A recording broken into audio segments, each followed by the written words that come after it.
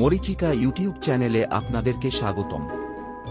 গল্পসম্পন্ন কাল্পনিক বাস্তবতার সাথে কোনো মিল নেই। আজকের গল্প রহস্য বক্স শেষ পর্ব। এ গল্প লিখেছেন মোহাম্মদ সাজ্জাদ হোসেন বি। গত পর্বে দেখেছি যে বৃদ্ধ ও বৃদ্ধর পরিবারের মধ্যে ভাঙন সৃষ্টি ও ডাকাতরা চলে যাওয়ার পরে হঠাৎ করে নীলা ও সুমন অজ্ঞান হয়ে যায়। জ্ঞান ফিরতেই নীলা দেখে নীলার ঘরে শুয়ে আছে। নীলা উঠে এদিক ওদিক দেখে আর চিন্তা করতে থাকে। স্বপ্ন দেখছিল নীলা ওর রুমের দরজা খুলে বাহিরে দেখে দরজার সামনে সুমন পড়ে আছে। সুমনকে দেখে নীল অবাক। সুমনকে দিতে বলে, এই সুমন, সুমন তুমি এখানে কেন? সুমন উঠে দাঁড়িয়ে বলে, ম্যাডাম চাচা কি বেঁচে আছে নাকি?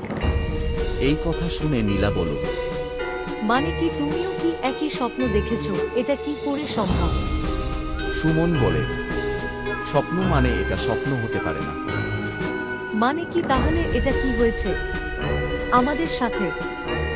সুমন বলে, উপরওয়ালা আমাদের লোভী মনকে পরিষ্কার করার জন্যই আমাদেরকে এই পরিস্থিতিতে ফেলেছেন ম্যাডাম।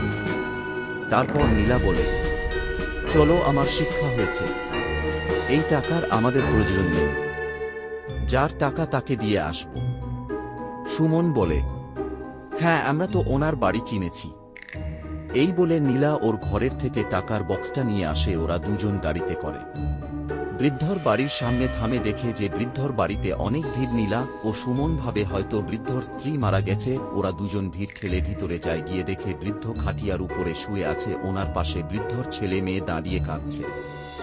ওরা বৃদ্ধকে দেখে অবাক। নীলা পাশে দাঁড়িয়ে থাকা এক মুরব্বিকে গল্প শুনতে আমাদের ইউটিউব চ্যানেলের সাবস্ক্রাইব করুন ও কমেন্ট ও লাইক দিয়ে আমাদের সাথেই থাকুন।